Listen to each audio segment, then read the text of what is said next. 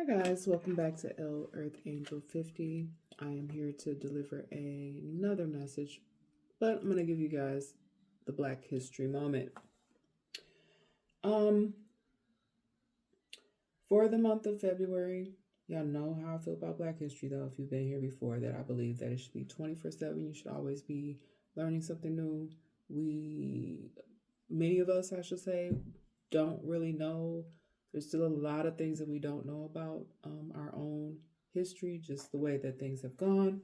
Also, repping with a shirt every day this month. So I thought this shirt was pretty cool. I love this. It says roots.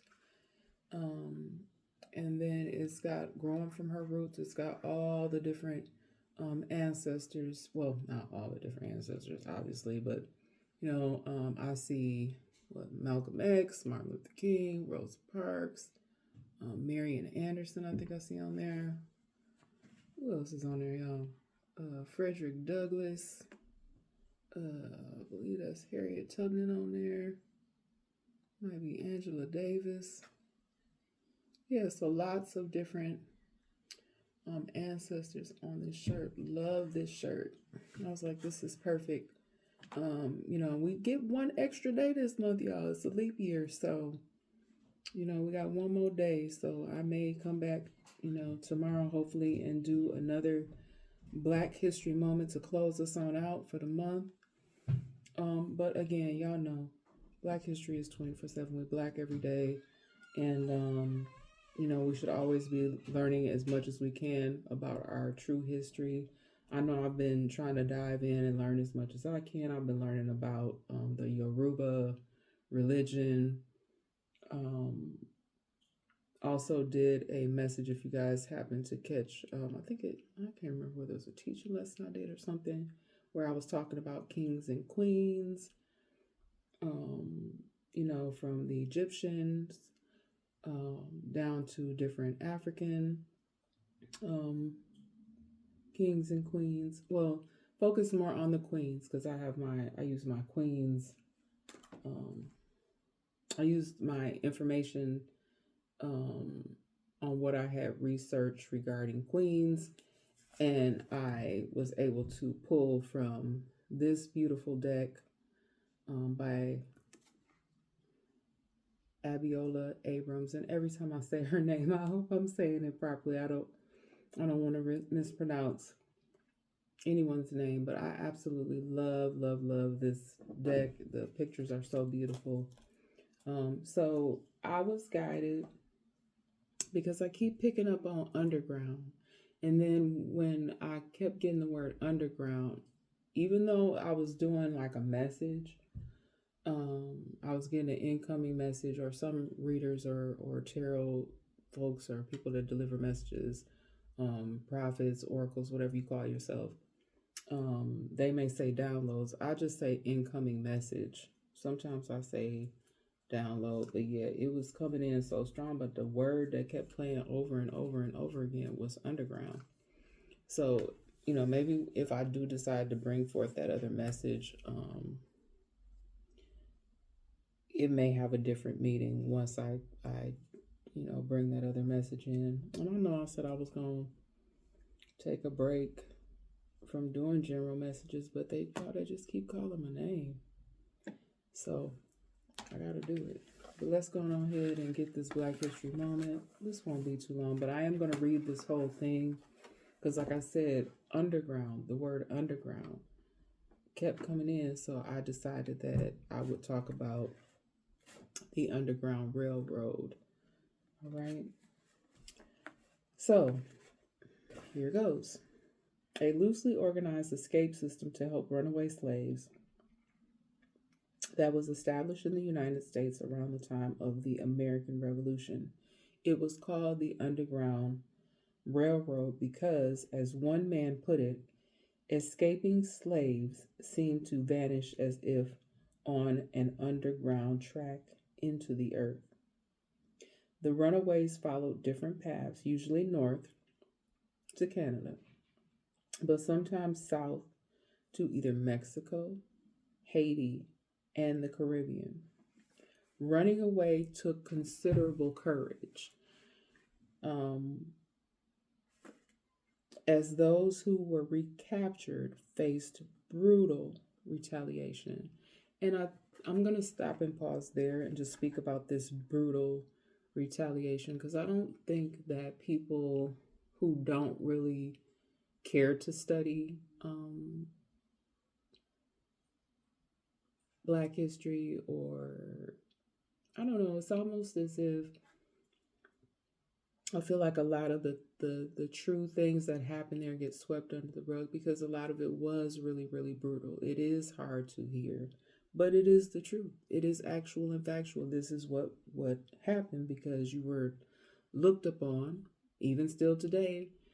Many of us Black, I don't care what your skin tone is like, you still looked at as um, Black and beneath certain groups or classes of individuals. That's just the truth.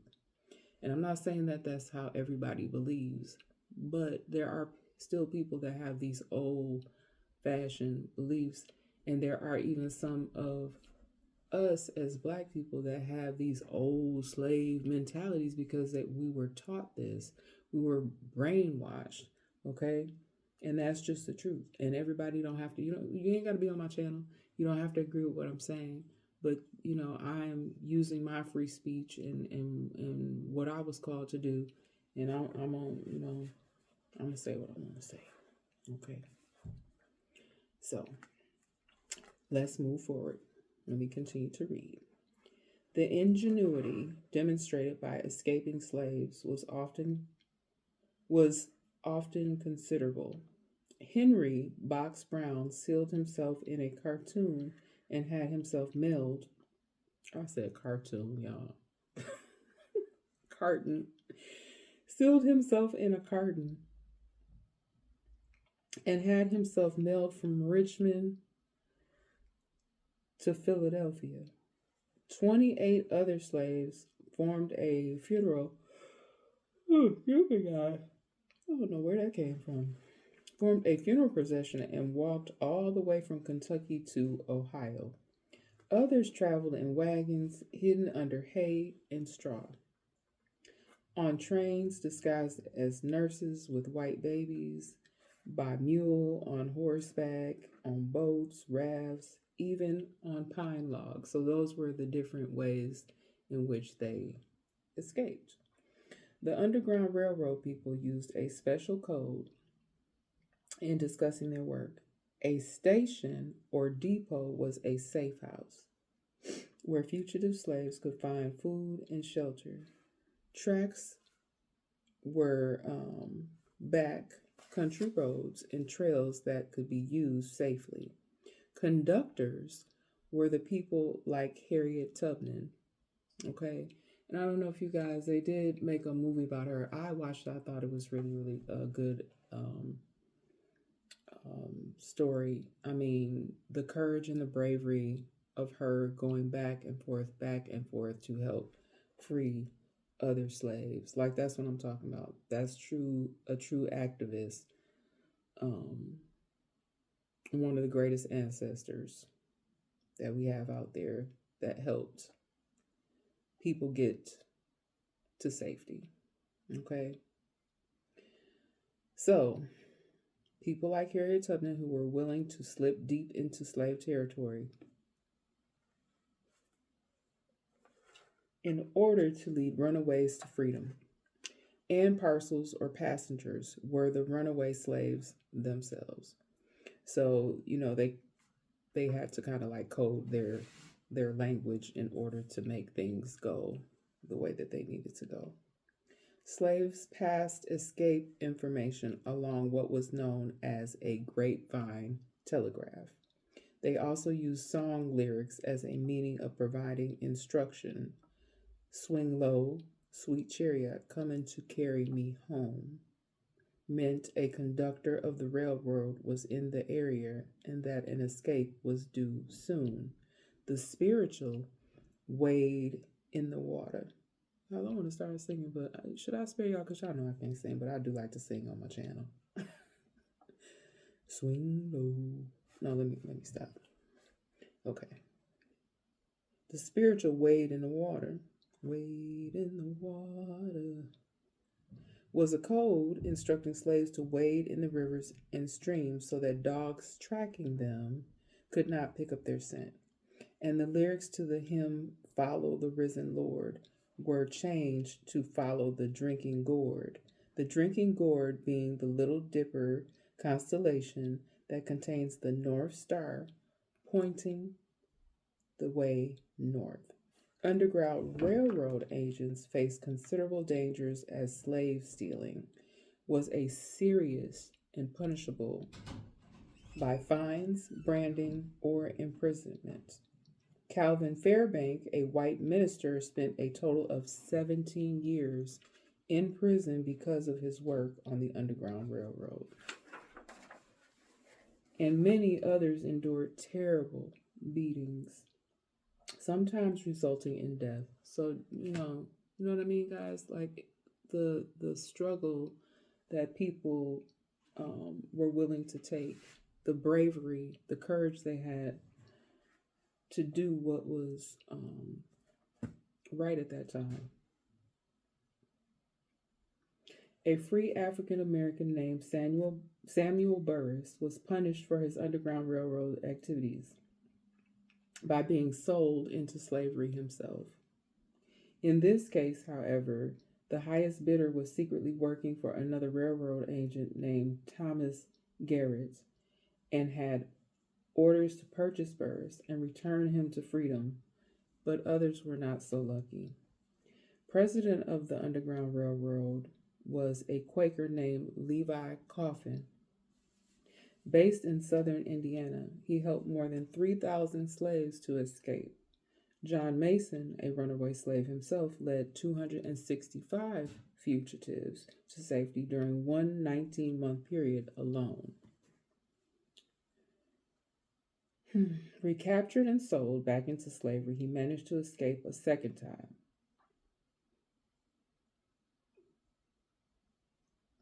Thousands of people favored abolition, and many were prepared to support the Underground Railroad in spite of the risks.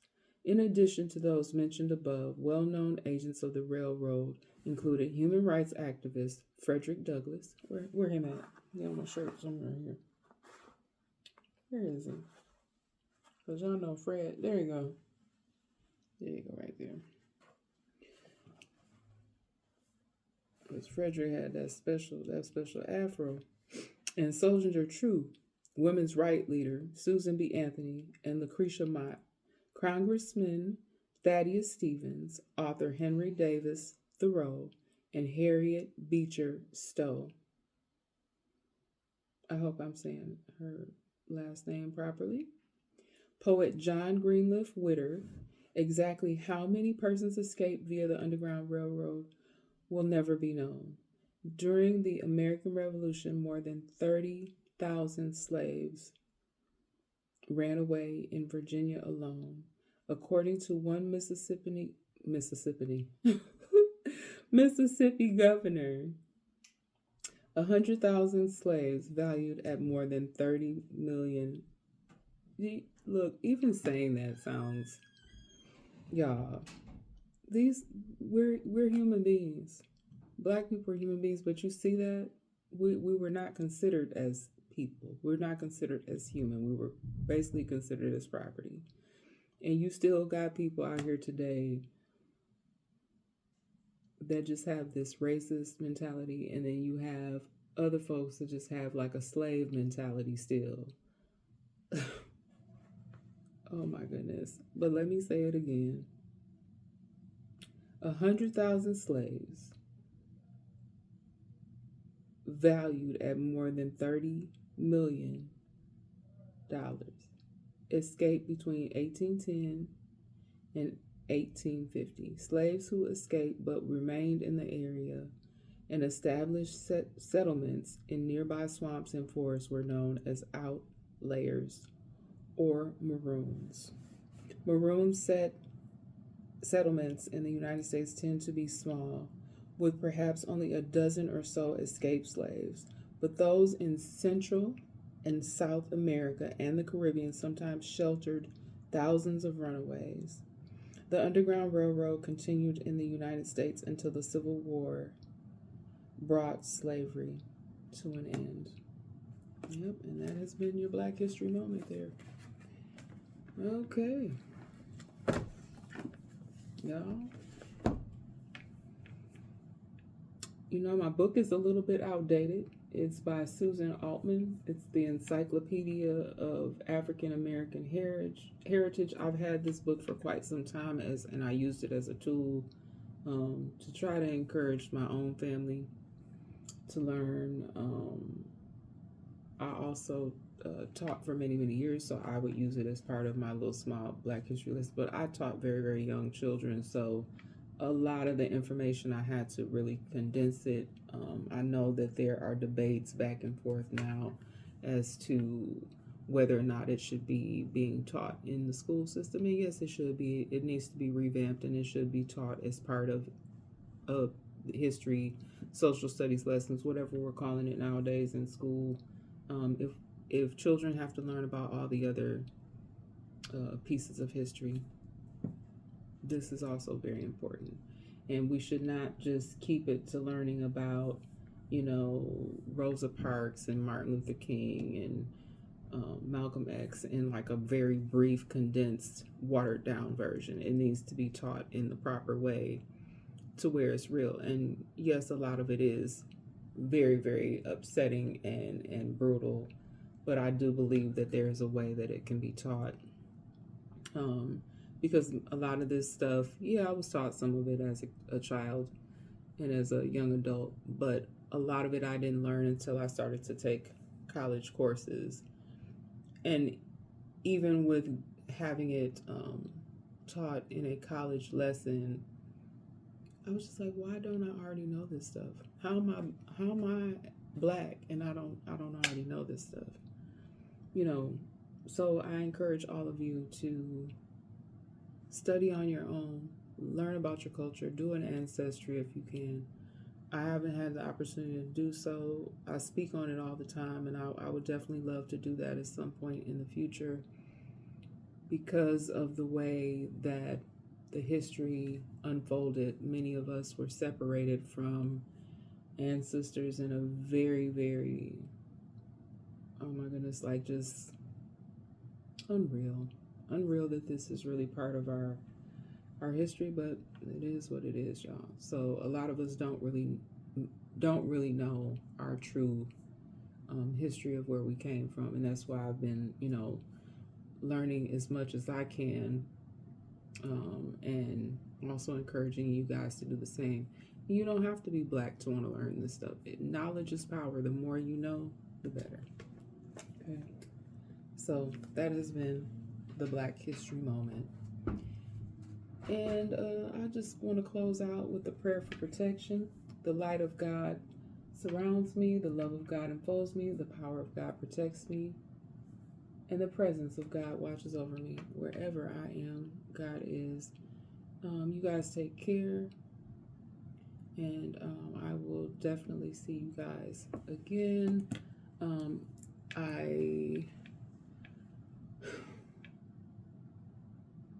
I'm sitting here thinking, like, do I want to do my other message? Because I did have another message come through, and I know I said I was going to take a break. But I think I may go ahead and do it because it was another little message that I had come through. And then Spirit also had guided me to use my Horror Oracle deck, which that was a little interesting how that came out as well. And then my African Goddess Rising deck. So I kind of have to get my thoughts together and see how I want to present those as well. But I'm going to keep it going despite whatever has been going on with me. I have been guided just to remain positive and calm and just keep doing what I do, and everything's going to be just fine. So I love you guys very much. Make sure you loving on yourself first and love those around you. All right. Y'all take care, and I will see you guys again on the next one. Bye.